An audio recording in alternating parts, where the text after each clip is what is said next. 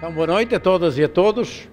Muito obrigado ao grupo que ainda vai nos acompanhar até ao fim desta sessão, que hoje se centra na sequência do primeiro anúncio da paixão e ressurreição de Jesus que meditamos no último encontro com Marcos. Foi também pensada esta organização tendo em conta a Páscoa que nós vivemos entretanto. E essa reflexão da última vez, esse encontro, foi precisamente sobre o primeiro anúncio da ressurreição, que é, da morte e ressurreição, que é a explicação fundamental de uma catequese sobre Jesus que Marcos nos apresenta na parte central do Evangelho. É isso que nós temos aí. A parte central do Evangelho é constituída por 3 anúncios que começam sempre com a descrição de um local, têm uma organização muito semelhante. Estão a ver, quando a gente pensa que os evangelistas, que eram gente assim pouco elaborada, na realidade, literariamente, estes textos são muito, muito bem elaborados. E dão-nos não só um esquema literário, mas dão-nos um esquema de interpretação. Estes anúncios estão constituídos do mesmo modo, significa também que devem ser lidos em paralelo. Isto é, não só se leem assim, ou na vertical, mas também na horizontal. Por exemplo, logo a primeira, a localização não é uma coisa simplesmente geográfica. Diz-se que foi a caminho lá para os lados de Cesareia de Filipe, vimos da outra vez. Jesus começa um caminho novo ali. Depois, a caminho a algures pela Galileia, diz só, iam a caminho pela Galileia. E Jesus Jesus ensinava aos discípulos. A caminho para Jerusalém é já a última etapa deste caminho antes de chegar lá. Portanto, este já é uma categoria interpretativa do texto. Diz, isto que vos apresentamos não é simplesmente um ensinamento, uma teoria, é um caminho, é uma forma de andar. Aliás, termina no fim com a cura do cego Bartimeu, que diz, saindo de Jericó, à beira do caminho estava um pedinte cego. E esta é a primeira interpretação do texto é esta. Isto que hoje, esta catequese de Marcos de hoje, é uma catequese para caminhar, não é só para aprender, é para caminhar. Segundo, ainda vamos atrás, ainda tem muito que se diga. Tem um anúncio, o local, o anúncio, declaração de Pedro, que começa, diz, com o ensinamento, e assim Jesus começou a ensiná-los que o Filho do Homem tinha muito de sofrer, ser rejeitado pelos anciãos, que estes iam entregá-lo aos pagãos, ia morrer, mas ao terceiro dia havia de ressuscitar. Depois, pelo caminho, diz, não queria que ninguém soubesse, porque ensinava os discípulos. Na terceira, já não é um ensinar, diz, começou a dizer-lhes de novo, vamos analisar os 3 em conjunto. Significa que este anúncio é sempre mais ou menos, o essencial é sempre isto. O Filho do Homem vai sofrer, ser rejeitado, vai ser morto, mas ao terceiro dia ressuscitará. Isso é constante em todos os 3 anúncios. Depois, há sempre a seguir uma reação negativa dos discípulos, que contrasta com aquela de Jesus. A primeira nós vimos é Pedro, que se opõe e diz, isso não pode ser. E com uma atitude que Marcos descreve como dizendo, isso não é de Deus. No segundo anúncio, Jesus vem a falar de que vai dar a vida, os discípulos estão a discutir entre eles quem será o maior. Numa completamente diferente. Na terceira, pior ainda, é os discípulos, os 2 manos, Tiago e João, que vêm pedir a Jesus, põe-nos um à tua direita, outro à tua esquerda, gerando uma grande confusão entre os discípulos. A esta reação contrária, Jesus contrapõe sempre um ensino sobre, que é praticamente a explicação. O que é que significa isso de dar a vida? O que é que significa o mistério da cruz?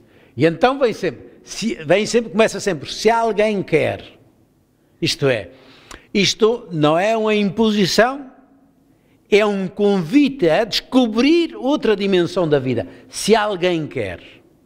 Lembra-me sempre aquilo que ainda há bocadinho mencionei também aqui, quando o Papa mandou para Setúbal, disse, não te mando, mas peço-te que vás para Setúbal.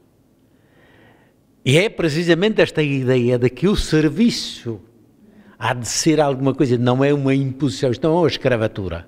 Não estamos condenados a. A cruz só tem sentido se for uma expressão da minha liberdade que se assume no seguimento da cruz do Senhor. Se alguém quer seguir-me, o que é que significa seguir-me? Se alguém quer ser o primeiro, vai ser o primeiro. Então, como o último, seja o último de todos. Se alguém quiser ser grande, seja o servo de todos. Depois vêm outras cenas didáticas. No primeiro, a transfiguração, que explica o que é que significa a cruz de Jesus no projeto de Deus.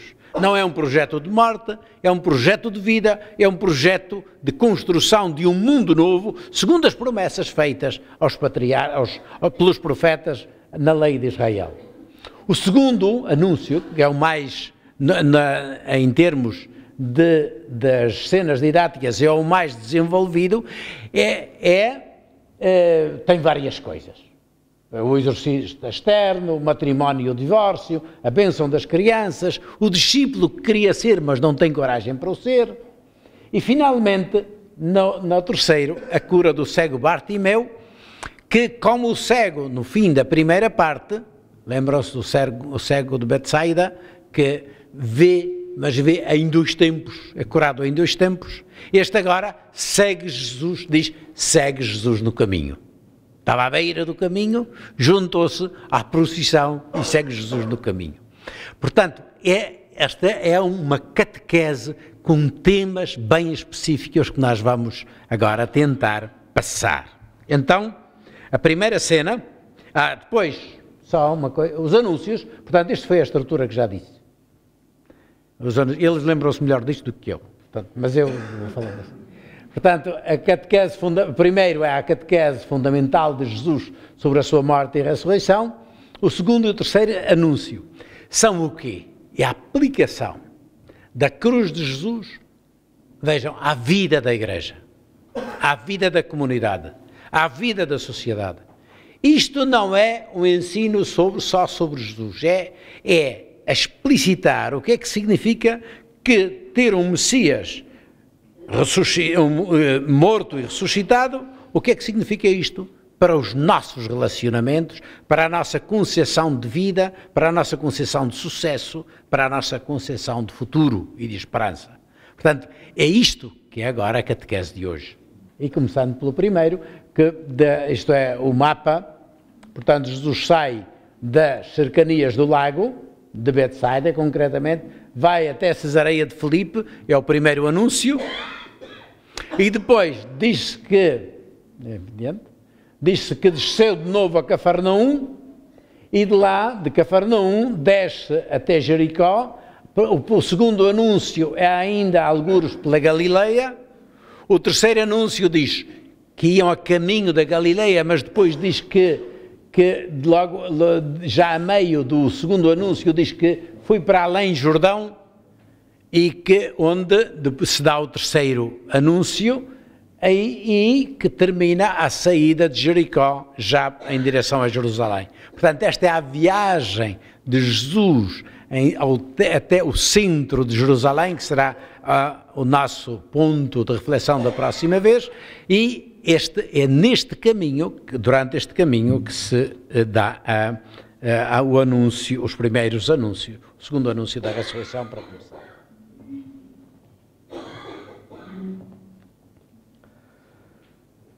Partindo dali, atravessaram a Galileia e Jesus não queria que ninguém o soubesse, porque ia ensinando os seus discípulos e dizia-lhes: o Filho do Homem vai ser entregue nas mãos dos homens que o hão de matar. Mas, 3 dias depois de ser morto, ressuscitará. Mas eles ignoravam esta palavra e tinham medo de o interrogar. Chegaram a Cafarnaum e, quando estavam em casa, Jesus perguntou: que discutíeis pelo caminho? Ficaram em silêncio, porque no caminho tinham vindo a discutir uns com os outros sobre qual deles era o maior. Sentando-se, chamou os 12 e disse-lhes: se alguém quiser ser o primeiro, há de ser o último de todos e o servo de todos. E tomando o menino, colocou-o no meio deles, abraçou-o e disse-lhes: quem receber um destes meninos em meu nome, é a mim que recebe. E quem me receber, não me recebe a mim, mas àquele que me enviou.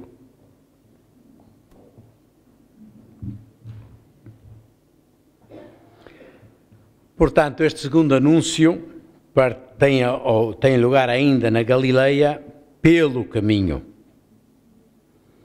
É um caminho que não é simplesmente uma noção geográfica de ir caminhando, mas é uma atitude de vida. Depois de ter anunciado aos discípulos que o seu destino vai passar pela morte e ressurreição, Jesus encaminha-se para isso. Toma bem a peito esta atitude e põe-se a caminho de. E quer levar consigo os discípulos. Ao longo do caminho, vai-lhes anunciando repetidamente que a atitude que eles têm tido até agora, que nós vimos, que não é uma atitude de consonância de mentes com o Mestre, que essa atitude tem de ser mudada. O caminho é para essa mudança. Para Jesus esta vai ser uma mudança de vida. Vai ser uma mudança fundamental, mas que deve ser secundada pelo seguimento dos discípulos. E a primeira coisa que lhes diz é que o Filho do Homem vai ser entregue nas mãos dos homens, que o hão de matar, mas 3 dias depois de morto ressuscitará. Agora já estamos numa formulação, esta, que parece o nosso credo. Nasceu da Virgem Maria, padeceu sob Pôncio Pilatos, morreu e foi sepultado. Aqui, vejam, aquilo que era o primeiro anúncio dizia: o Filho do Homem vai ter de sofrer muito, ser rejeitado pelos anciãos e morrer e ressuscitar.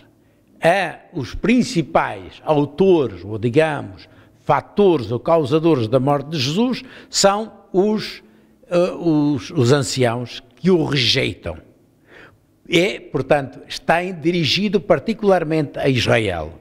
Agora diz que o Filho do Homem vai ser entregue nas mãos dos homens indistintamente. É o mais curto dos anúncios e que diz, é pela humanidade inteira, é generalizado. Este é praticamente parte da tal profissão de fé que é o contar de uma história. Assim, o ser entregue, o que é que significa? Ser entregue nas mãos dos homens. Tem 2 sentidos o verbo entregar, como em português. Pode ser o entregar no sentido de trair. Judas entregou Jesus. Como em grego, como em português, isto pode ter 2 sentidos. Entregou quer dizer atraiçoou. Mas também pode ter um outro sentido. Entregar-se no sentido de oferecer. Na realidade, Marcos fala nos 2 sentidos. Quem vai entregar concretamente é Judas, são, no terceiro anúncio, as autoridades judaicas entregam aos pagãos, mas na realidade, por detrás de tudo isto, é Deus que entrega o seu Filho para os homens, em favor dos homens. O que acontece aqui são simplesmente aqueles que executam um projeto de Deus, que é o de entregar o seu Filho para que a humanidade possa ser salva. E o que quer dizer isto? Então, Deus entrega Jesus na mão dos verdugos, daqueles que o vão matar. Deus oferece. A questão é que nós vimos da última vez do sofrimento de Jesus. Não é que o pai entregou porque tinha de ter uma vítima. Para se satisfazer assim, precisava de uma vítima e então ofereceu o filho para ser entregue, para ser sacrificado em lugar dos homens. Não, Jesus, o pai entregou o filho para fazer aquilo que Jesus tem feito, que é libertar as pessoas das suas fragilidades físicas, da sua curta inteligência da realidade da vida e de Deus, da sua mentalidade fechada, da sua prisão em si próprias, de modo a libertarem-se, a criarem um mundo diferente. Isso é o que Jesus veio fazer. Veio criar um mundo novo, veio criar um mundo de paz, veio abrir perspectivas novas. Esse mundo e essa posição de Jesus vão entrar em contraste, porque há muita gente que acha que o mundo está bem assim, serve-lhes muito bem. E isso vai levar ao tal conflito. Jesus não vai responder pela força. É sempre o Pai entrega neste mundo, cheio de violência, cheio de conluios e de fechamentos e de muros, entrega o Filho para que possa, através disso, rasgar um caminho novo. A cruz vai ser uma forma paradoxal de abrir este mundo, marcado pela violência e pela morte, abri-lo a um caminho novo, a uma esperança nova de vida e a uma transformação deste próprio mundo. A morte e a ressurreição de Jesus não são, pois, um azar. Calhou que os discípulos não previram bem as coisas, calhou que ele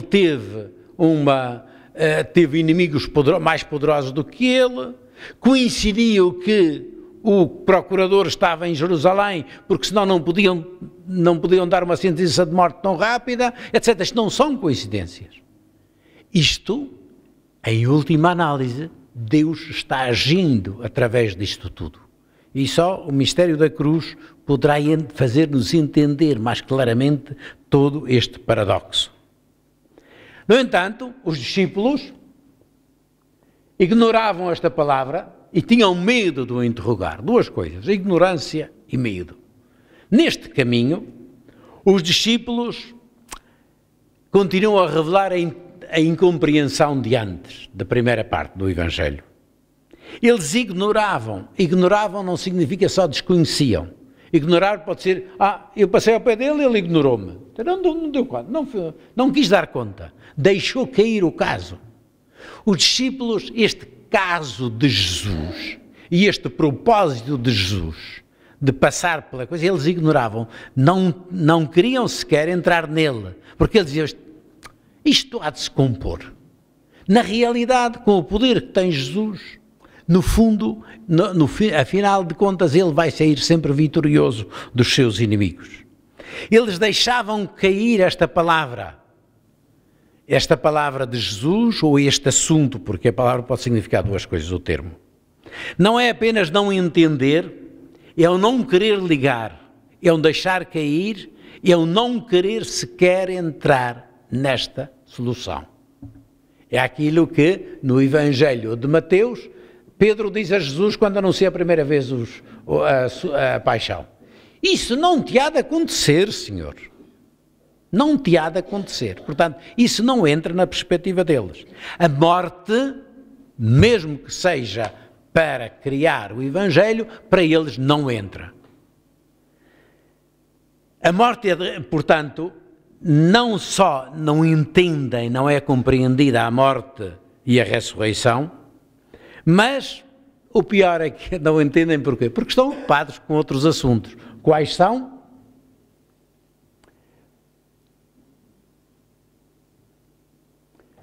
É um assunto muito importante, que vai estar sempre presente nestes dois anúncios. O que significa a questão da grandeza? Quem é o maior no reino dos céus? Quem é que tem poder? Quem é que tem sucesso à luz do reino de Deus? chegam a casa, diz, Jesus sentou-se e disse, escuta lá, que era aquela barulheira pelo caminho. E eles ficaram caladinhos, calados, porque tinham vindo a discutir quem deles era o maior. Jesus está falando de entregar a vida e eles já estavam dividindo os tachos. Quem é que fica primeiro-ministro? Quem é que é o mais importante no meio da gente todos, etc. Quando as coisas se põem nestes termos, sabe-se como é. E diz, e ficaram calados. O ficar calados, onde é que encontramos no Evangelho, ainda se lembram? Onde é que encontramos numa questão destas? Jesus pergunta e eles ficaram calados. Alguém se lembra? Lembram-se quando estava um homem para ser curado e Jesus perguntou, é lícito curar ao sábado? E eles ficaram calados. É uma forma de recusar e de não querer sequer entrar no assunto. Ficaram calados. Por um lado, atrapalhados, não querem confrontos e, portanto, fica lá, tudo cá, ele cá, vocês lá. E não temos... É não querer entrar precisamente no diálogo de conversão, de mudança. Cada um fica na sua. Jesus fala de oferecer a vida e eles discutem sobre quem é que domina a vida dos outros. Quem é que é mais importante. Jesus está dizendo, eu ofereço a minha vida para vocês, em que é que eu posso comandar e usufruir da vida dos outros. É a luta pela projeção pessoal dentro da comunidade que corresponde à rejeição do caminho da cruz por Pedro no primeiro anúncio. Isto é aquilo que Pedro dizia, não, isso não é de Deus. Isto não é de Deus, esta história do Messias ter de morrer, não pode ser. Na comunidade de Jesus e na sociedade, esta é a causa mais comum dos conflitos. Quando a gente entra, imaginem na família, se a gente se põe a discutir quem é mais importante. Já não se fala da igreja. Na igreja todos somos humildes, não é? Na minha congregação tínhamos um que se declarava o frade mais humilde do grupo. E chateava-se porque os outros não notavam que ele era humilde. E o outro dizia-lhe, olha Zé, sabes, a humildade é como a manteiga. Se puseres ao sol, derrete. É melhor ter lá a sombra. Isto de querer ser o maior e o mais pequeno não é uma questão só de conveniências, de estratégias, não. É uma questão, sobretudo, da verdade. Porque não é dizer, eu sou pequenininho, eu sou humilde, eu não posso, eu não sei. Não, isso é dizer mal de Deus, como criou assim tão desajeitado. Não, eu sirvo para servir. Eu sirvo para servir.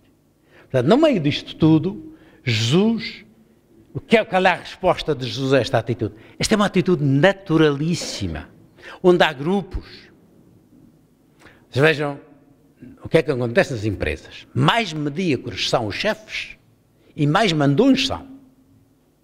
E não gostam de ver ninguém brilhar no grupo deles, porque lhes tragam o negócio, porque lhes tragam a posição. São aqueles que nunca permitem que se discuta nada, nem as ordens, nem os pareceres, nem nada, porque eles já sabem tudo de antemão. São aqueles que nas empresas destroem tudo. Hoje vão ler qualquer estudo de gestão de recursos humanos, e este é um dos assuntos mais tratados dentro disto. Imaginem quando a nossa empresa é a igreja. A gente dá cabo de tudo. Mas se eu chego como bispo e a dizer, mas meus amigos aqui, olha, se precisarem de algum conselho, venham ter ao bispo, que a gente já sabe tudo. Isto de ter uma igreja que se vai construindo e que se vai respeitando nos seus papéis, é o grande desafio que nós temos para a igreja de hoje. A igreja sempre ao longo da história da teologia, quando se começou, por exemplo, o Concílio de Trento, a Igreja começa-se a falar da Igreja pelo Papa, os bispos, os padres, e no fim tem os executores. Estes quase que são necessários, dizia um teólogo da Idade Média, é necessário que haja o povo, porque senão os padres servem para quê? Se não tiver, não se justifica os padres, porque tem lá o povo. O Vaticano II começou a falar da Igreja como povo de Deus. E um povo que é todo ele santificado, gerado no batismo. E esse, pelo Espírito de Deus, e esse mesmo Espírito suscita dons por todo o lado. E esses irmãos e irmãs, acontece como aconteceu com os 12 que Jesus escolheu de entre os seus discípulos. Esta comunidade não é uma comunidade assim onde cada um faz o que lhe apetece. Não pode ser, porque não funciona nas nossas famílias, não funciona em nenhum grupo humano, precisa de se organizar, de se articular. Aquilo que Paulo diz, é como um corpo articulado, uma construção, joga com duas imagens, a do corpo e a da construção.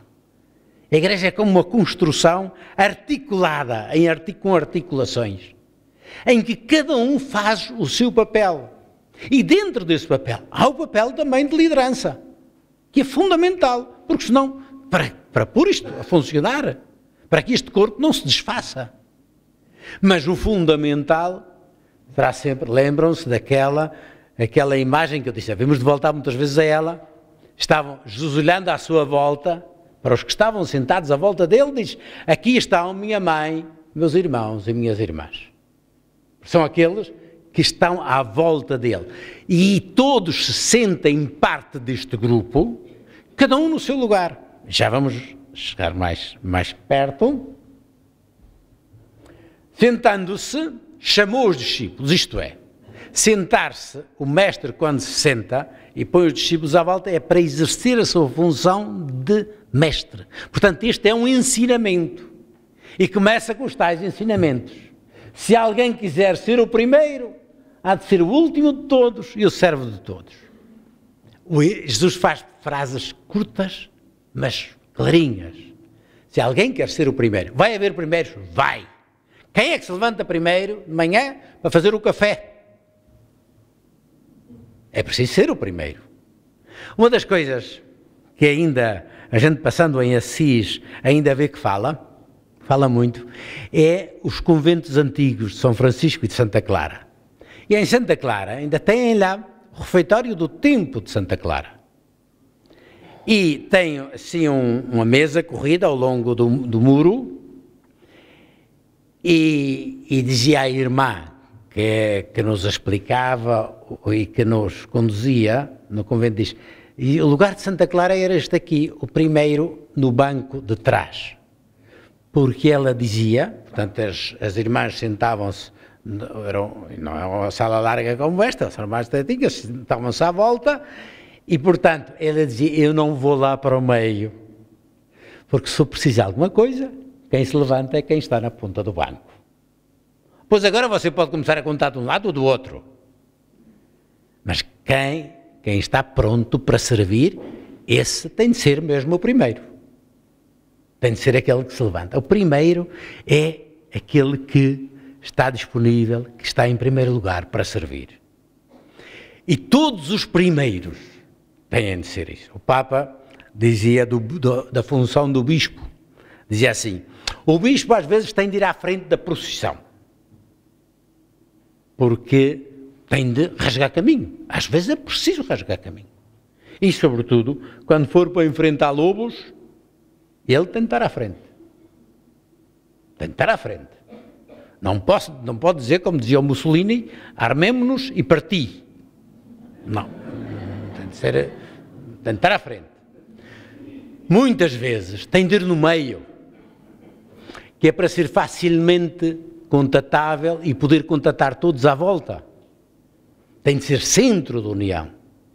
Não porque para ser idolatrado no meio do povo, mas para que seja o ponto de referência de união. É preciso, é função dele ser centro da união. Como o pai e a mãe Na família, não, agora é preciso o pai e a mãe, às vezes vocês ainda têm 3, não é? 3, mas nós, ainda hoje, a mesa quando era grande. E então, o pai e a mãe são o centro de convergência, porque são aqueles que mais servem. Depois, outras vezes, têm de ir atrás, para que ninguém se perca, para que ninguém fique para trás, para recolher os últimos. Mas é sempre o mesmo espírito que tem de estar presente. Isto não se trata aqui de marcar lugares, trata-se de marcar atitudes. E as atitudes são importantes. Portanto, a comunidade vai precisar de liderança, vai precisar de organização. Jesus mandou os discípulos a ensinar, têm de ser mestres, mas disse, não vos deixeis chamar mestres. Diz, não vos deixeis chamar pai. Então como é que é? Vocês não vão ensinar os filhos a chamar papá, mamá? A primeira coisa que Jesus não é chamar papá, pode-se chamar tanto, e é bom ter alguém a quem chamar pai. Mas há de se considerar que na comunidade pode ter os títulos todos que quiser, mas o título de honra na comunidade é ser irmão e irmã. E se não for, isso disse eu também quando cheguei, é uma convicção minha, se quem não for irmão não serve para ser padre, nem bispo e muito menos papa. Portanto, que se perder a noção de irmão, se passou para comandante, só. Por outro lado, se não for bispo, a diocese vai sofrer. Se não for padre, a paróquia vai sofrer. Se o papá, mais de uma vez, ouvi isto de mamães, sobretudo mamães, eu e a minha filha somos como duas irmãs. Desculpa lá, e a tua filha vai chamar mamã a quem?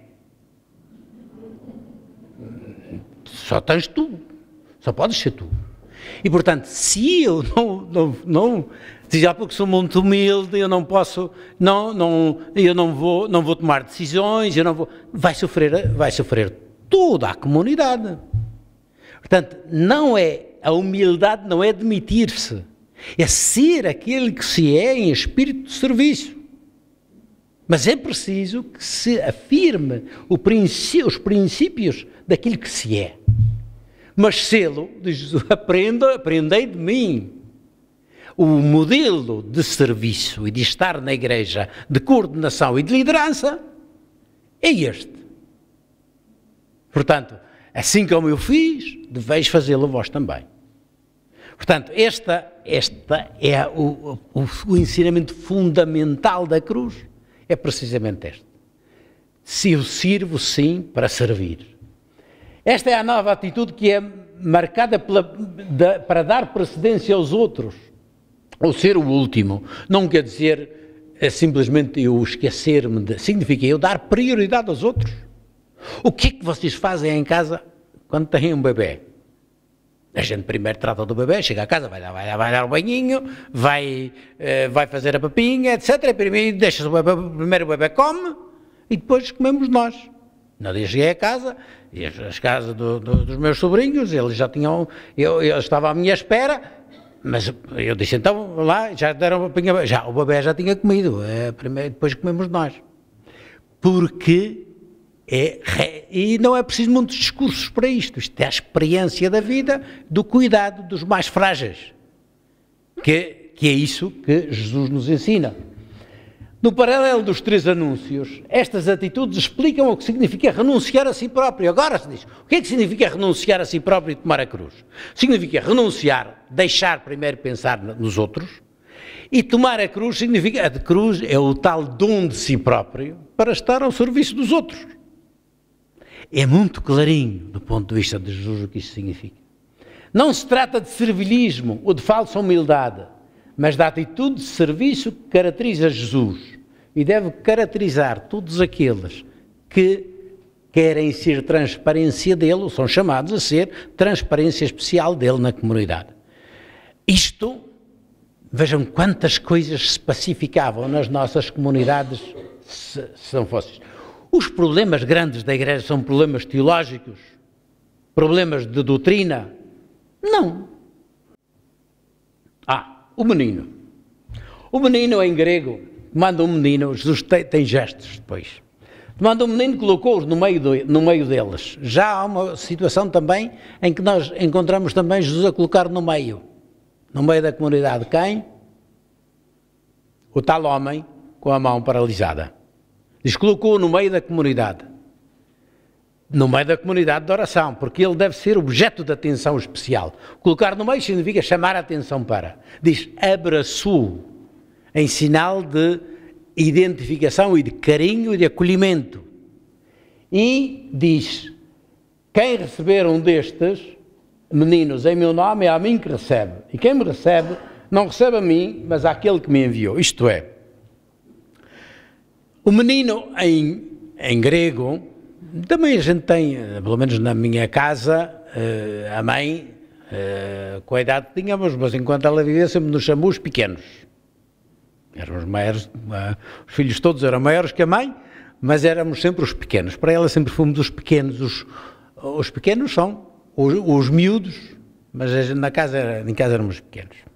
E quando se dirigia a mim, tantas vezes era, pequeno. Os pequenos. Pode significar, é uma designação carinhosa para os filhos. Mas pode significar também servo. E aí, aquele menino, que é outra palavra que se utiliza, mas é ligada com esta, que pode significar tudo. Em casa também, o menino é aquele que pode, o paidion, de onde vem a nossa pedagogia, etc., tudo vem desta palavra pais, que significa menino, criança, moço, também pode significar. E também pode significar isto tudo. E Marcos joga com isto. Jesus, nos seus exemplos, tem isto também em aramaico, também é o mesmo. Portanto, era a palavra que Jesus utilizava.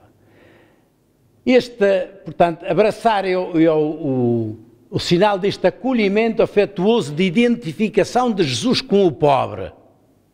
Ele não abraça, não é tanto os ricos, os grandes, mas parte dos últimos. Isto não é para excluir ninguém.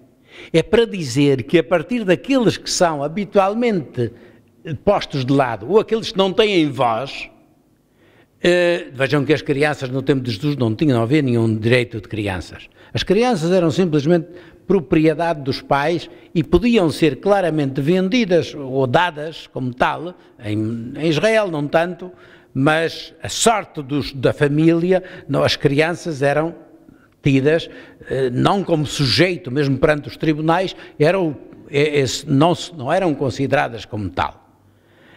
Não quer dizer que não fossem acarinhadas no seio da família, etc., mas não eram sujeitos de direito.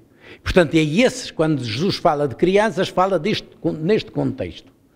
É essa atitude de Deus que enviou Jesus como pequeno para reordenar a lógica do estar juntos e de criar um mundo novo. É a partir desta base de relacionamento na comunidade. Acolher a Deus é cuidar dos pequenos com os quais ele se identifica. Disse-lhe João, Mestre, vimos alguém a expulsar demónios em teu nome e tratámos de impedi-lo porque não nos segue. Jesus disse-lhes, não o impeçais, porque não há ninguém que o faça um milagre em meu nome e vá logo dizer mal de mim. Quem não é contra nós, é por nós. Sim, seja quem for que vos der a beber um copo de água por serdes de Cristo, em verdade vos digo que não perderá a sua recompensa.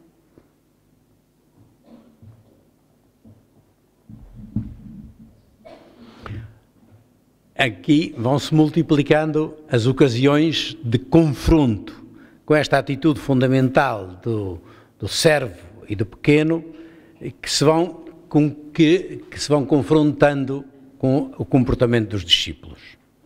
E uma é esta. Senhor Mestre, encontramos um tipo ali a expulsar demónios em teu nome e nós dissemos para acabar com a brincadeira, porque não nos segue. Não diz, não te segue a ti. Não nos segue ao grupo, a nós.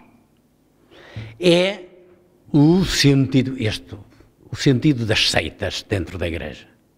os meus grupinhos, não fazem parte do meu grupo, não pensam como eu, não vestem como eu, não têm hábitos diferentes dos meus. E nós sabemos que isso não pode ser. Queremos, e é o sentido de uma igreja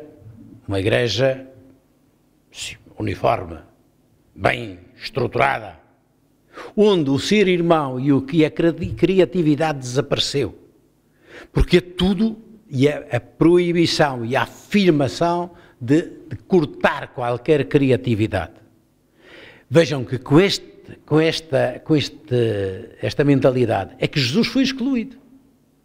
Os sumos sacerdotes, as autoridades de Israel, excluíram Jesus porque, não, vejam, Jesus era um deles, estava dentro da comunidade. Foi excluído porque não pensava como eles. Isto é o que as autoridades tinham dito de Jesus. Ele expulsa os demónios por causa dos demónios. Porquê? Porque não nos segue a nós. Não segue as nossas orientações, ele não segue os nossos costumes, ele traz ideias completamente diferentes, portanto, posto de lado. Se a comunidade de Jesus quer impor uma ortodoxia com os mesmos métodos, Deus corre o risco de não ter lugar na própria comunidade criada por Jesus. Jesus diz, não façam isso. Não transformem a igreja numa seita. Se alguém faz o bem, é vosso aliado. Aliás, este dito tem duas versões. Eu ouvi que liga com isto. Quem não é por nós, a resposta de Jesus quem não é contra nós é a nosso favor. Lucas diz, quem não ajunta comigo, dispersa. E isso também é igualmente verdade. Mas, para tirar todas as dúvidas, o que dizia o pior é que aqueles que são contra nós, esses é que são a nosso favor, porque aqueles é que nos fazem purificar a mente e o coração. Isto é outras leituras do Evangelho. Agora, aqui Jesus, o que diz é claramente, vocês, não pode ser assim. Tudo o bem, toda a gente que fizer o bem, o que é que significa expulsar os demónios? Nós vimos libertar as pessoas de todo o mal, curar todas as dependências, criar pessoas dignas e livres, tudo que ajuda a isso, vocês são vossos aliados. Não são perfeitos, não fazem parte do vosso grupo. Não, mas no reino de Deus tem lugar também outros. A semente está começando a surgir. E, portanto, no meio da semente vai haver também joio. Mas vocês sejam gente que procura consensos e não simplesmente criar muros à volta de vocês próprios. Deseja Jesus uma igreja aberta, virada para fora, aliada de todos os que fazem o bem, que lutam pela liberdade, a dignidade dos filhos e filhas de Deus. Esta é Deus que diz que manda do céu, o sol, sobre os bons e sobre os maus.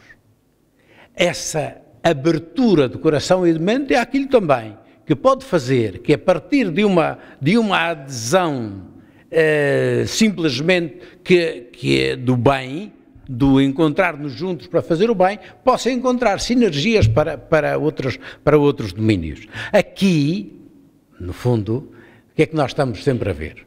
João, e o que é que diz a Jesus? Não é estar connosco, portanto, não há bem nenhum aí. E Jesus diz, não é assim. Vocês digam, há necessidades neste mundo, há fome, há guerra, há injustiça. Então, todos os que lutam para debelar estas coisas e criar um mundo mais justo, um mundo mais fraterno, um mundo mais humano, todos esses são vossos aliados. E depois, tudo o resto pode ser construído também à luz disto. Aqui, nesta nossa igreja de Setúbal, felizmente, há uma grande tradição, que é uma tradição de dizer, há tanta gente que pensa diferente em tantos aspectos da vida. Mas se nós pusermos, eu digo sempre, se nós pusermos necessidades das pessoas como o nosso objetivo, então eu posso ser Presidente da Câmara, posso ser de uma cor ou de outra da política, Mas se estamos ao serviço do mesmo povo, vamos encontrar caminhos comuns. E desses caminhos comuns podem nascer outras cooperações e outras buscas comuns também de verdades e de humanização, onde o Evangelho pode ter caminhos para se difundir. Se nós nos fechamos simplesmente numa redoma que dizia que só nós é que fazemos bem, então desperdiçamos tudo. E que vamos criar de novo o tal reino só para os bonzinhos nossos e da nossa maneira de ver.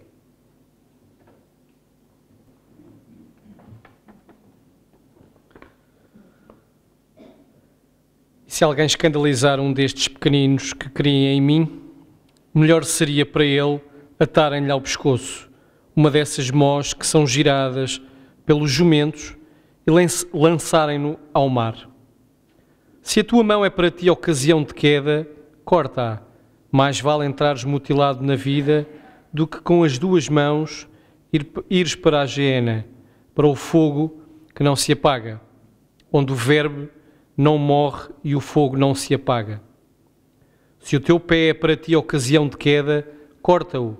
Mais vale entrares coxo na vida do que com os dois pés seres lançado à geena, onde o verme não morre e o fogo não se apaga. E se um dos teus olhos é para ti ocasião de queda, arranca-o. Mais vale entrares com um só no reino de Deus do que com os dois olhos, seres lançado à geena, onde o verme não morre e o fogo não se apaga. Todos serão salgados com fogo. O sal é coisa boa, mas se o sal ficar insonso, com que haveis de o temperar? Tende sal em vós mesmos e vivei em paz uns com os outros.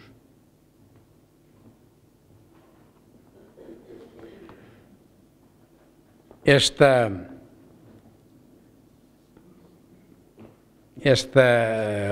afirmação de Jesus é um levantar o tom, particularmente naquilo que se trata dos pequeninos. Lembram-se, como Jesus diz, precisamente em relação àquele homem que estava para ser libertado e que a lei não permitia. E diz Jesus, profundamente entristecido e perturbado, zangado com aquela atitude, disse, vem para o meio e cruz, e daí começa a grande oposição. É esta opressão dos pequeninos, aí Jesus levanta o tom, e levanta-o com toda a autoridade. Esse tom de denúncia do poder autoritário e corrupto que lesa os mais pequenos, particularmente no interior da comunidade. Os pequeninos que creem, um destes pequeninos que creem. Jesus está falando para a sua comunidade, antes de mais. Diz, não pode ser. Escandalizar, daqueles que escandalizaram destes pequenos, é o scandalon, é o tropeço, em português. Portanto, e é sobretudo, diz, colocar um tropeço à frente de um cego, para o fazer cair. É impedir o crescimento, é impedir a vida. E se quem faz isto em relação a uma pessoa sem defesa, é melhor que lhe atassem uma mó de moinho ao pescoço e deitassem no mar. Esta severa denúncia é mais grave, considera esta opressão dos mais pequenos e indefesos como pior que o homicídio. E diz que isto dirige-se a todos, mas sobretudo àqueles que têm autoridade. E sobretudo àqueles que têm autoridade em termos religiosos. Quando o Papa diz tolerância de zero para os abusos de crianças, não faz mais do que pegar nesta palavra do Evangelho. É porque não pode ser, porque, diz, é o paradoxo maior e é a opressão maior. Eu encontrei pessoas dessas, abusadas, e que passaram uma vida de tormentos. Porque ainda por cima, se essas pessoas depois são tidas como, são acusadas de serem culpadas elas. E se for por uma pessoa religiosa, normalmente são essas pessoas que já têm fragilidades psicológicas, etc. E se são acusadas assim por uma pessoa religiosa, pensam elas próprias. Encontrei um homem aí na minha congregação que veio a Roma, diz, só para ver, eu queria ver o superior da congregação, não venho pedir indemnizações nenhumas, nem venho pedir nada, só queria, e depois foi embora, contente, muito interessante, é muito interessante, porque ele, que tinha tido uma experiência traumatizante dessas na juventude, diz, e teve 2 casamentos que acabaram mal e estava casado agora com uma senhora judia.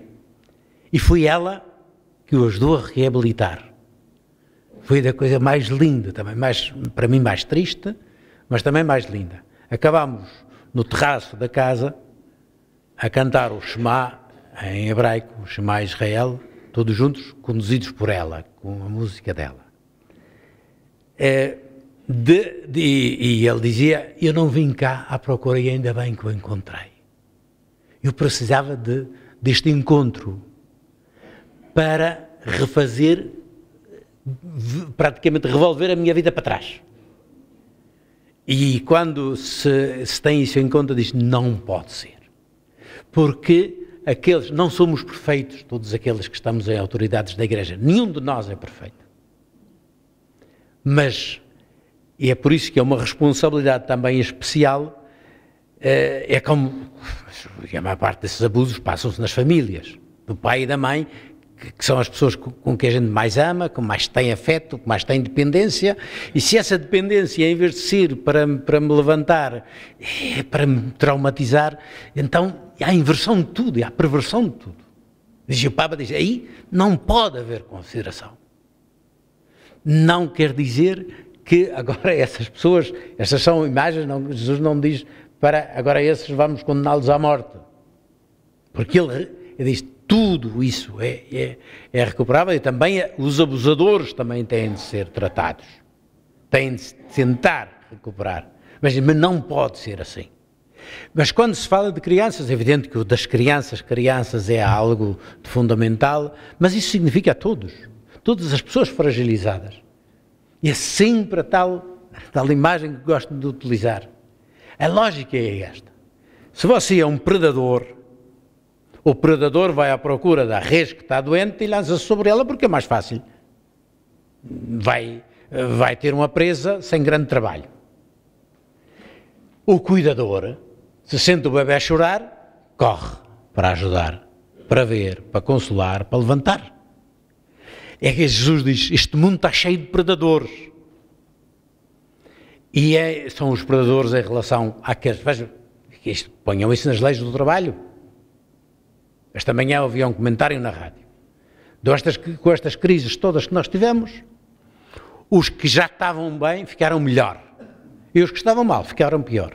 E aumentou e são números, estão aí. Como é que, então, tivemos uma crise e quem foi pagar a crise foram os que já estavam em baixo. É uma sensibilidade do tipo de sociedade que nós queremos criar com isto. Jesus diz, não pode ser, gente. Vocês ou criam este mundo como um lugar onde mesmo os frágeis têm possibilidade de viver e têm um mundo que sobe de qualidade e de dignidade, ou criam deste mundo o inferno. O resultado, vejam a Síria, vejam o Iraque, o Afeganistão, porque nós, e independente dos sistemas políticos e dos credos, que mundo é que nós queremos criar? O Evangelho diz, para criar um mundo novo, cuidem dos mais frágeis. Cuidem dos mais frágeis. O nível de uma sociedade tem de se medir por isso. Como é que os mais frágeis encontram justiça, encontram dignidade e encontram vida?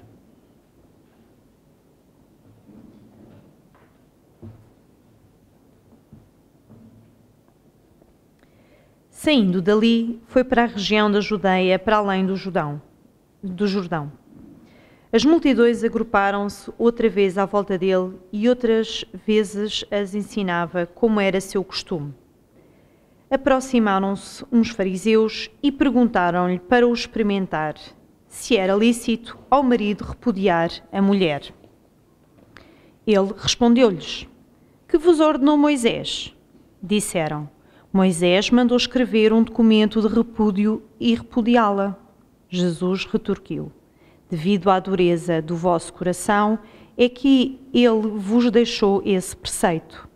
Mas, desde o princípio da criação, Deus fê-los homem e mulher. Por isso, o homem deixará o seu pai e a sua mãe para se unir à sua mulher, e serão os dois um só ser. Portanto, já não são dois, mas um só. Portanto, o que Deus uniu, não separe o homem. De regresso a casa, de novo os discípulos o interrogaram acerca disto. Jesus disse: Quem repudiar a sua mulher e casar com outra, comete adultério contra a primeira. E se a mulher repudiar o seu marido e casar com outro, comete adultério. Uma questão fundamental neste mundo, em todos os mundos, é a família. E Jesus confronta-se com isto. E vem falar disto, e vejam, estamos neste contexto dos pequeninos. Não é para dizer que já vamos, é neste sentido de justiça, fazer justiça àqueles que são mais injustiçados. E a questão no contexto da família, do casal, que era isto que vem falar com Jesus, armando-lhe uma cilada, diz, para o tentar, para o pôr à prova. Portanto, tenhamos em conta que isto não é um diálogo simplesmente assim entre mestres e coisas. Era uma tentativa de colocar Jesus em maus lençóis. E qual é a questão? A questão é sobre o repudiar, o divórcio. E o que é que vem confrontar Jesus? É uma pergunta inocente. O que é que dizes? É lícito repudiar a mulher? No tempo de Jesus havia, temos descritos dessa altura, em que se discutia qual é a razão necessária ou suficiente para um homem repudiar a mulher. É sempre o homem que repudia a mulher não tem direito de repudiar o marido, mas ele tinha. Então, discutia-se, alguns diziam que bastava queimar a sopa uma data de vezes, outros diziam só em caso de adultério. E querem trazer Jesus para essas discussões. E Jesus diz-lhes, começa a dizer: o que é que vocês... Temos uma lei, o que é que diz a lei? A lei diz, e de facto diz, que pode-se passar um documento à mulher para mandá-la embora. E mandá-la embora. Se houver razão disso, mas essas razões não estão escritas na lei, e então depende da mentalidade dos rabinos. E Jesus diz: está bem, isso são as leis vossas. E essa lei já é uma lei mal menor que Moisés vos deixou. Porquê? Porque senão acontece na lei natural, a lei do deserto, etc., e existia na antiguidade que a mulher ele escolhia outra mulher, mas esta ficava sempre ligada a ele. O dar-lhe um documento de repúdio ou de divórcio significava que ela podia de novo formar uma família com outro homem. Portanto, era um mal menor para que ela pudesse ter uma vida e não era mulher, mas ficava sempre ligada a ele. É isto que Jesus diz, porém, tudo isso é um mau entendimento das coisas. Porque não é assim o princípio. O que vocês leem? No princípio Deus criou o homem e a mulher e serão os dois um só ser. Portanto, não separa o homem aquele que Deus uniu. O que Jesus diz?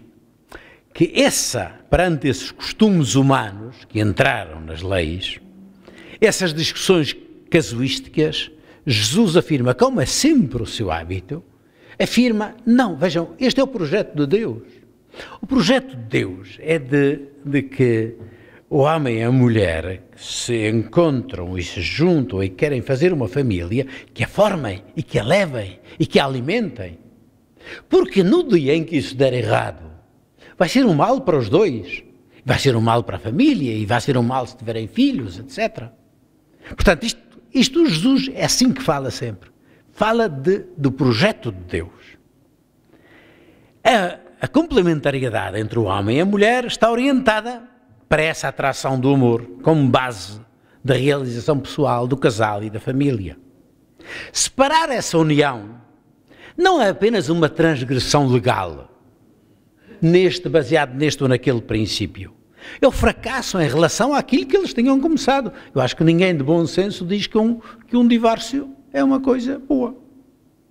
Agora, também já ouvi de muita gente, e também do Papa Francisco, dizer, e eu próprio já me confrontei com situações dessas, em que eu disse, olha, pelo menos, nem que seja por algum tempo, mas vocês separem-se porque estão-se a autodestruir um ao outro.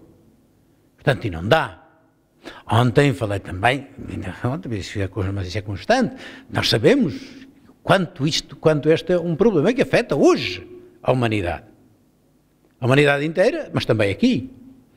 Mas, em Portugal, é o país onde há mais divórcios por casamento. Além de que, agora também os casamentos são muito poucos. Isto é um capítulo muito, muito importante e complicado, que não se resolve em breves coisas. Mas o que é que Jesus diz aqui?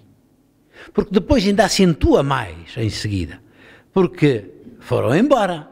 E em casa, portanto, em casa com os discípulos, significa que este é um ensinamento para a comunidade. Portanto, o primeiro tinha sido para a multidão inteira, e era diante da multidão que as autoridades religiosas, os fariseus, vêm discutir com Jesus para ver qual é a resposta dele. Jesus faz uma resposta que faz remontar à Escritura e às origens e ao projeto de Deus. Diz, isto é o projeto de Deus. Chegam a casa e os discípulos dizem, mas se é assim é melhor não casar. E Jesus diz que esta questão é ainda mais séria. Parece que Jesus está ainda a confirmar e a tornar mais exigente a questão. A partir do princípio geral da criação, vejam que é interessante que este dito de Jesus é tratado de modo diferente nos diversos evangelhos. Em Mateus, por exemplo, já tem uma exceção, diz. Não se pode repudiar a mulher, a não ser em caso de, e usa uma palavra que é porneia. Não, a forma de traduzir, daí vem o nosso pornográfico, etc, etc. Mas, de qualquer forma, quer dizer, um uso da sexualidade desregulado, fora do contexto para que é criada a sexualidade. Quem diz que era o adultério, quem diz que era... porque se encontram, a palavra no grego antigo não é assim tão frequente, e é a única no Evangelho também, no Novo Testamento. Portanto, é qualquer coisa no domínio de um uso desapropriado que não se pode entender dentro do contexto do casal. Isso aí não há razão, portanto, não existe o matrimónio mais, não é simplesmente por uma questão de infidelidade. Mas o uso desta palavra em São Mateus é muito, muito discutido.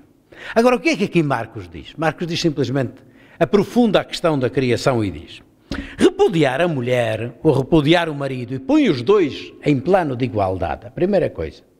Diz que não é que o marido pode repudiar a mulher e a mulher, ela não pode fazer, mas é do mesmo, diz Jesus. Diz, o repúdio de alguém, dos que fizeram o sacramento, nessa altura Jesus não está falando de sacramento, mas que se uniram os dois para formar um só ser, isso é o projeto de Deus, é para manter. Porque na altura em que um mandar embora o outro, ou for embora do outro, é equivalente a um adultério, isto é, o adultério não é simplesmente um ato sexual fora do casamento. O adultério, tantas vezes há gente que continua na mesma casa e pode não ser infiel, sexualmente, mas é infiel ao matrimónio. Porque se não houver essa tal união que faz que os dois sejam um só ser, se não houver compreensão, se não houver carinho, se não houver estar lá para um para o outro, então não, esse matrimónio está na mesma casa, a barraca está de pé, mas não existe matrimónio. Diz Jesus, esse ser infiel não é simplesmente uma questão de ordem do adultério, é algo que é o ser um só ser, é de construir uma vida, uma família em comum. Esse dever é igual aos dois, coloca os dois em pé de igualdade e diz, não, vejam que esse não é o processo de casamento. Agora, isto não acontecia dentro do tempo de Jesus, o adultério, acontecia. Não acontecia separações, acontecia. E Jesus o que é que faz perante isso? Jesus não está fazendo, Jesus não está dando um código de moral, Jesus está dizendo o que é que deve ser o casamento, o que é que deve ser a união da família. E quando isso não funciona, Jesus diz, deita-se fora. Não é isso que ele diz. Ele não diz que tudo tem perdão, ele não está dizendo que uma pessoa, um casal que se divorciou, que se separou, não faz nem sequer a análise disso. Jesus rejeita-os da comunhão consigo, não é isso que ele diz. Há uma mulher apanhada em adultério, que segundo a lei, queriam apedrejar, e ele diz, vocês são tão perfeitos, quem é perfeito que atire a primeira pedra. Jesus não rejeita ninguém, e isso quando o Papa disse nestes dias, na encíclica sobre o matrimónio, e diz, uma coisa que já tinha afirmado muitas vezes antes, que um casal recasado não está excomungado, e tanta gente parece que deitou as mãos à cabeça, diz, não, está dizendo uma evidência, não está fora da comunhão com Deus, está dentro daquilo que se entendia como o projeto de tanta gente que sofre muito com isto. Todos os dias a gente encontra pessoas assim, e pessoas, os dois, os filhos, etc. É preciso ter consciência, o que Jesus diz é, tenham consciência disso. Não deixem que o matrimónio não é, e o divórcio não é, bom, a gente casa até que dê. Uma ocasião encontrei um indiano, um meu amigo, estudava teologia, estava fazendo um doutoramento, casado, etc., e discutíamos muito destas coisas, e ele disse, sabe o que é que me admira isto? Eu casei com a minha mulher, e não quer dizer que a gente não tenha as nossas coisas. E um dia, ela chateou-me, eu cheguei a casa, peguei no pequeno e disse, vamos jantar ao restaurante. Minha mulher esperou-me em casa. E disse, olha, não me faças isso mais uma vez, porque é a última vez que me vês aqui. E aquilo na Índia é muito sério. É o país que tem mais suicídios de mulheres. Porque a mulher entra na casa e mais do que o marido, manda a sogra. Porque ela é colocada sob... Eu vi a ocasião ela estar a discutir, e essas questões do matrimónio estão muito ligadas a culturas, etc. O que Jesus diz é, veja, não pode ser assim. Mas ele dizia, eu casei com a minha mulher e é para estar casados. Eu disse, está bem, eu dizia também vamos lá ver, é para estar casados a qualquer preço. E tu sabes bem o que acontece. Pois é, na nossa cultura isto é muito mau para as mulheres. Quando as coisas dão erradas é muito mau para as mulheres. É nesse sentido que Jesus diz, não, têm de ser colocados os dois em pé de igualdade. Porque a responsabilidade não é a responsabilidade quando as coisas correm mal. Para correr bem e correr mal têm de ser os dois, não pode ser um só. E portanto, isto é a primeira coisa. Mas também por outro lado, mas ele dizia, o que eu acho mal, vocês aqui é, isto se der certo enquanto dá certo, depois para dar aquela para a gente... Não pode ser, diz Jesus. Tomem a sério essa vida. E vejam o projeto de Deus como é. Terceiro anúncio. É mais rápido. Apresentaram-lhe uns pequeninos para que ele os tocasse. Mas os discípulos repeliram-nos rudemente.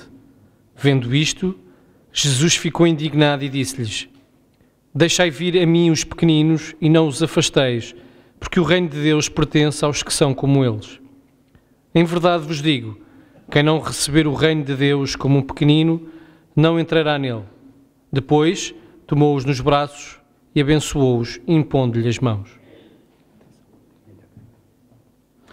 Este continua o tema dos pequeninos, agora aqui com uma acentuação particular. Os discípulos na gestão da comunidade. E vêm umas mães que querem trazer os pequeninos, aqueles insignificantes, aqueles que não contam. E os discípulos dizem assim, fora, isto não é assunto para crianças, isto é para gente adulta. E Jesus, é a única vez que se diz que Jesus se irritou tremendamente com os discípulos, e o verbo é um verbo muito forte. Diz, deixai vir a mim as criancinhas, o contrário é de fazer da comunidade uma comunidade simplesmente de serviços, de burocracia, onde desapareceu o carinho, o acolhimento, onde desapareceu a atenção particularmente àqueles que precisam de crescer. Vêm à procura de um Deus carinhoso, de um Deus que os compreende, de um Deus que os acarinha, e vão encontrar pela frente uma estátua de gelo. Não pode ser. Eu digo sempre a todos aqueles que trabalham na igreja, uma das coisas que também eu às vezes sou um bocado, pode ser às vezes cáustico, não entender os casos, não entender a pessoa nos problemas que traz, ser demasiado azedo com as pessoas, às vezes por cansaço, às vezes por outra coisa, mas não pode ser essa a atitude dentro de uma comunidade cristã, que tem de ser uma comunidade de acolhimento. Um breve parênteses. Uma ocasião, lembro-me sempre disso porque me ensinou muitas coisas. Estava em Alfragide e veio lá de manhã, bateram à porta e eu, como estava passando, fui lá atender, e era um senhor velhinho, timorense, e disse, Sr. Padre Ornelas, eu vinha ver se era possível acender uma vela à Nossa Senhora. E eu, isto aqui a gente nem sequer tem lugar para pôr velas, a gente não costuma velas, vamos fazer uma oração, mas sabe, Sr. Padre, é que a minha mulher neste momento está no hospital a ser operada e eu queria que Nossa Senhora olhasse para ela. Vamos acender 2 velas, uma vai acender vocês, outra vou acender eu.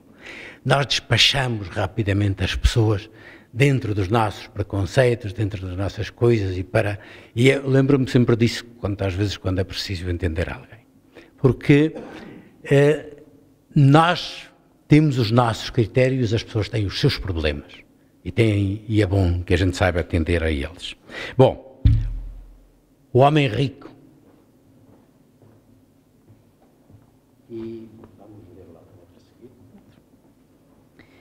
Quando se punha a caminho, alguém correu para ele e ajoelhou-se perguntando, Bom mestre, que devo fazer para alcançar a vida eterna?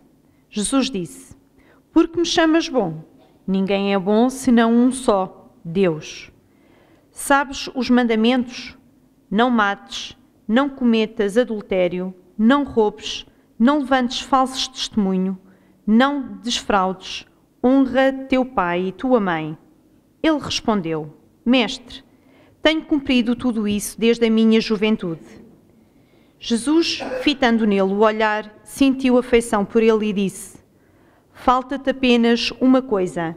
Vai, vende tudo o que tens, dá o dinheiro aos pobres e terás um tesouro no céu. Depois vem e segue-me. Ao ouvir tais palavras, ficou de semblante alviado e foi embora triste, pois tinha muitos bens. Olhando em volta, Jesus disse aos discípulos, Quão difícil é entrarem no reino de Deus os que têm riquezas. Os discípulos ficaram espantados com as suas palavras. Mas Jesus prosseguiu, Filhos, como é difícil entrar no reino de Deus. É mais fácil passar um camelo pelo fundo de uma agulha do que um rico entrar no reino de Deus. Eles admiraram-se ainda mais e diziam uns aos outros: quem pode então salvar-se? Fitando neles o olhar, Jesus disse-lhes: aos homens é impossível, mas a Deus não, pois a Deus tudo é possível. Pedro começou a dizer-lhe: bem, nós deixámos tudo e pusemos-nos a seguir-te. Jesus respondeu: em verdade vos digo, quem deixar casa, irmãos, irmãs, mãe, pai, filhos ou campos por minha causa e por causa do Evangelho, receberá 100 vezes mais agora, no tempo presente, em casas e irmãos e irmãs, e mães e filhos, e campos, juntamente com perseguições, e no tempo futuro a vida eterna. Muitos dos que são primeiros serão últimos, e muitos dos que são últimos serão primeiros. E eu vou passar depois rapidamente de um para o outro. Esta é uma outra reordenação que vem à luz da cruz de Jesus, que é a questão das riquezas. Vem e esta descrição é muito elucidativa. Diz. Vem um homem, diz: mestre, que é necessário para chegar à vida eterna? Jesus diz: sabe os mandamentos, isso já tem cumprido. Diz, Jesus olhou com simpatia, diz, com amor. E disse: mas se queres ser perfeito, vai vendo o que tens, dá aos pobres e depois vem e segue-me. E diz, ele foi-se embora triste porque tinha muitos bens. Muito brevemente, porque isto é autocompreensível em si mesmo. Este homem vinha com um sonho. Queria seguir Jesus. Achava um mestre interessante. Depois era um homem cumpridor. E até tinha sido abençoado com muitos bens. Mas tinha um sonho, uma inquietação. A gente é inútil elucubrar muito sobre isso, mas ele queria algo diferente. E Jesus diz: olha, vir atrás de mim com tanta tralha não dá. Vai, vende, liberta-te, dá aos pobres, porque os bens não são para deitar fora, não é? Dá aos pobres. Depois vem e segue-me, se é isso o teu caminho. E diz, foi-se embora triste. Isto é, ele tinha um sonho, mas não teve coragem de deixá-lo. E o problema é, diz, que tinha muitos bens. Então isto é comparado a um pai que comprou uma bicicleta ao filho. E o pai gosta de vê-lo dar piruetas, etc. Mas um dia o filho estampa-se com a bicicleta, parte a cabeça e o pai diz: porquê é que eu lhe fui oferecer o raio da bicicleta? Isto é, não é o mal da bicicleta. O mal, Deus criou os bens para nós. Diz, deu tudo, entregou ao homem. Mas, se a gente usa os bens, em lugar de ser, para criar uma vida melhor, para criar uma sociedade melhor, se a gente usa os bens como forma de estabelecer domínio sobre os outros, como forma de acumulação para uns e de pobreza para os outros, se o nosso uso dos bens causa a miséria dos outros, então esses bens não servem. Mas se esses bens, e acontece tantas vezes, quantas vezes isso acontece? Que a gente, porque precisa de ter mais, dá cabo da saúde, dá cabo da família, dá cabo da nossa vida, da dignidade. Para ter mais, a gente dá-se aos negócios todos ao melhor que a gente consegue. E a corrupção vem de onde? Vem daí. E Jesus: não, os bens foram feitos, diz, não pode ser assim. Diz: filhos, como é possível? Jesus não está dizendo não podem ir para o céu. Entrar no reino de Deus não quer dizer o céu. Entrar no reinado de Deus significa entrar na lógica de Deus. Entrar nesse mundo novo. Essa gente que põe o dinheiro acima de tudo, a carreira acima de tudo, a fama acima de tudo, depois tornam-se escravos disso. Tornam-se escravos na saúde, tornam-se escravos para tudo o seu modo de viver. E causam muito dano à sua volta. Diz, e essa gente não tem mentalidade do reino de Deus. Por isso, diz, é muito difícil para eles. Diz, então quem é que pode salvar-se assim? Diz, a Deus nada é impossível. Isto é, não é a questão da salvação simplesmente do ir para o céu. É a questão de construir o reino de Deus a partir de agora. Essa gente destrói o reino de Deus. Quem pensa assim, este homem que precisava de ser, que queria libertar-se, não se liberta por causa disso e atrás da não libertação dele, quantos outros escravos vai haver? Depois, os discípulos, na segunda parte, dizem, mas nós deixámos tudo para te seguir. É claro que aqui está uma certa, não só a presunção, mas dizer, bem, nós, já é o seguinte, vocês estão, eu estou a resumir agora, vocês estão, não se preocupem, não pensem que deram alguma coisa a Deus. É sempre a tal história de Abraão. Abraão parte da tua terra e vai. É Abraão, coitadinho, tem de oferecer isto. Não está oferecendo, Deus é que lhe está oferecendo. O deixar tudo, o partilhar os bens, não é simplesmente eu empobrecer-me é criar um mundo de abundância para todos. É criar um mundo onde eu ajudo e sou ajudado. É criar um mundo de outros valores que não são simplesmente o dinheiro e os bens. É criar um mundo de afirmação onde todos têm lugar e onde se pode criar um mundo mais seguro, mais fraterno, mais justo, mais digno. Portanto, não é uma perda, é um investimento. Se não entender isto, não dá a vocês que partilham, começaram a partilhar, não estão oferecendo coisas a Deus para comprar o céu. Vocês estão sendo simplesmente instrumentos de remultiplicar aquilo que Deus já multiplicou para que possam ter um mundo melhor e que possam chegar finalmente, que possam criar este mundo melhor. Juntamente, e é Marcos que diz, juntamente com perseguições, vão ter mais irmãos, irmãs, casas e bens, porque é para isso que serve a partilha na comunidade, é para multiplicar o que é necessário para todos, juntamente com perseguições. Esse mundo de redistribuir e de partilhar não vai agradar a toda a gente e saibam bem como é que isso significa. Portanto, o caminho da cruz é um caminho de reestruturação de poder, de relacionamentos, de família, reestruturação também dos bens e da riqueza.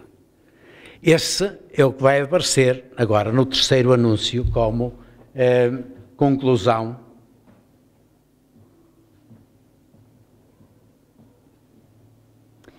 Iam a caminho subindo para Jerusalém e Jesus seguia à frente deles.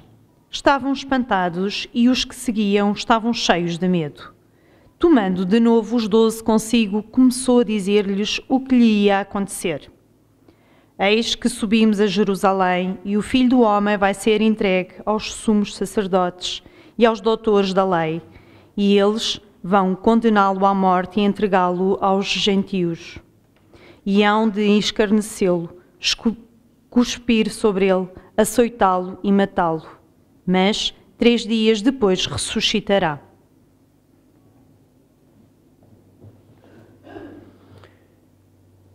É a conclusão, o ponto conclusivo destes 3 anúncios. Iam a caminho agora, subindo para Jerusalém. E Jesus seguia à frente deles e eles iam atrás, entre espantados e cheios de medo. Ou agora começa mesmo na própria disposição no caminho a notar-se estes discípulos que não entenderam o projeto de Jesus. Tomando de novo os discípulos, começa a dizer-lhes o que vai acontecer. Agora é mais descritivo. Diz, subimos a Jerusalém, o Filho do Homem vai ser entregue aos sumos sacerdotes e aos doutores da lei, e estes vão condená-lo à morte e entregá-lo aos gentios. Agora os papéis estão ligados a todos. Os sumos sacerdotes, os anciãos, o próprio Sinédrio e os gentios. Não se trata de saber quem foi culpado da morte de Jesus. Trata-se de saber que a todos, esta morte foi de todos e para todos. É para todos que Jesus vem. E, portanto, no segundo era em favor dos homens, neste momento, é esses homens diversificados, cada um na sua situação. Não simplesmente pelos judeus, não há que acusar os judeus de deicídio. São eles, como foram os romanos, como foram todos os outros. É uma recusa da humanidade, mas ao mesmo tempo um benefício, a morte de Jesus, uma abertura de caminho para toda a humanidade. É este tema do caminho, que é Jerusalém, em que põe em contraposição de novo a atitude dos discípulos e o dom do serviço do Filho do Homem. A objeção dos discípulos, neste momento, vem sobretudo dos dois manos, que querem Jesus, um à direita, outro à esquerda. No Evangelho de Mateus, é a mãe dos filhos de Zebedeu que vem prostrar-se diante de Jesus para pedir um favor e diz: olha, no teu reino, coloca lá os meus filhos, um à tua direita, outro à esquerda. Tiraram uma selfie para pôr lá na sala para... Claro, diz. Os outros logo se indignaram com tudo isto e Jesus diz: bom, vocês não sabem o que pedem. Não sabem o que pedem porque não sabem o que é que significa isso de estar à direita e à esquerda. Eles pensavam que iam para Jerusalém. Jesus perguntou: estão dispostos a morrer, isto é, tomar o cálice que eu vou tomar? Sim, estavam. E estavam. Eles estavam dispostos a morrer combatendo pelo Messias às portas de Jerusalém. Isso seria uma honra. Mas que Jesus tivesse morrido daquele modo assim, sem sentido, e eles não tinham tido tempo de preparar, isso é que não é aceitável. Eles estavam dispostos para isso. Grande zanga. Quando se trata de poder, logo há a conquista. Vejam lá o que é que se trata, o que é que se vê na política, mas o que é que se vê tantas vezes na igreja. Quem é que manda? Então, quando se trata do poder, entarna-se o caldo todo. E Jesus diz-lhes, vejam, as palavras de Jesus são tão bonitas. Não chamou-os e sabeis como são tidos governantes das nações. Aqueles que são tidos como governantes das nações dominam, e o verbo é mesmo esse, kurieuso. Kurieo vem de kurios, senhor. Aqueles que senhoreiam sobre elas, consideram-se senhores delas. E os que consideram grandes subjugam-nas com o seu poder. Não pode ser assim entre vocês. Não é assim entre vocês. Esta não é a lógica, a tal lógica do olhar para os que estão à volta. A lógica do serviço. Quem quiser ser grande tem de ser o servo de todos. Porque também o Filho do Homem veio para servir e dar a vida.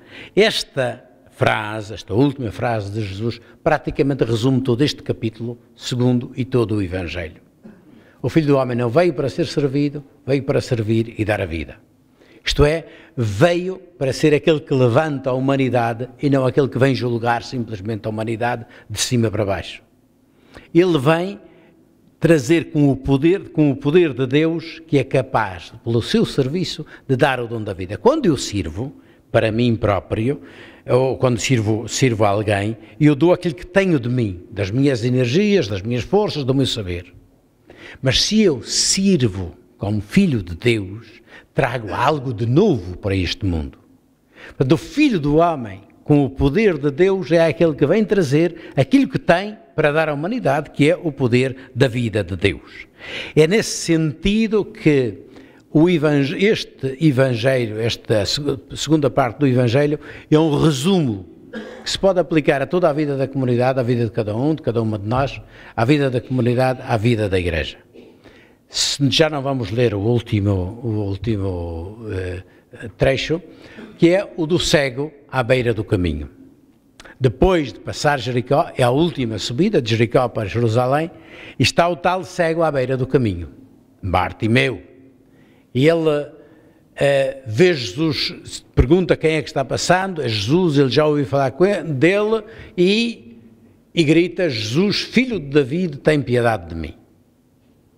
E dizem-no para se calar, mas Jesus manda-o chamar, diz: coragem, o mestre chama-te, chega, o que é que desejas, Senhor, que eu veja? E Jesus impõe-lhe as mãos e restitui a vida, e restitui a vista, e diz: e ele pôs-se a segui-lo no caminho.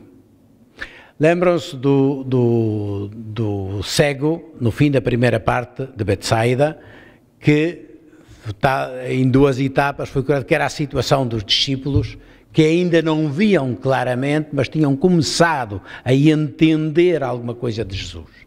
Este homem, este cego, que agora abre a vista, o que é que faz? Faz aquilo que os discípulos não estão fazendo. Os discípulos seguem Jesus no caminho, mas não veem o caminho onde é que vai dar. Este homem começa a entender, vamos ver na próxima vez, que também este Jesus, filho de David, não é a plenitude da identidade de Jesus, mas é um passo importante. O que é que significa filho de David? Filho de David significa filho do grande rei David, a quem Deus prometeu que sempre um descendente da tua família ocupará, sentar-se-á no trono de Jerusalém. Jesus vem para isso. Portanto, este homem, no seio de Israel, reconhece que Jesus é o Messias prometido. E esta é a primeira parte da fé da Igreja, quando nós dizemos creio em Jesus, o Cristo, o Messias. A segunda parte vai ser só junto à cruz é que se vai entender que esse Messias é um Messias crucificado, mas que precisamente na cruz se manifesta como Filho de Deus. Mas este é o caminho que para já se nos oferece com o Jesus que vem cumprir as promessas do Pai, vem porque Deus é fiel às suas promessas e vem como aquele que restabelece, cria um mundo novo a partir do serviço e do dom da vida. Terminamos pedindo a bênção de Deus, que nos acompanhe, que nos abençoe, que abençoe também a nossa Igreja, para que cada vez mais nós possamos ser esta Igreja de dom, de serviço, como foi o Senhor Jesus, para anunciarmos com credibilidade o mundo novo que Ele veio trazer e que se abre à grandeza e à totalidade do dom e da vida eterna. O Senhor esteja convosco. Ele está no meio de nós. Abençoe-vos, ilumine-vos e conduza-vos sempre, o Deus Todo-Poderoso e cheio de misericórdia, o Pai, o Filho e o Espírito Santo.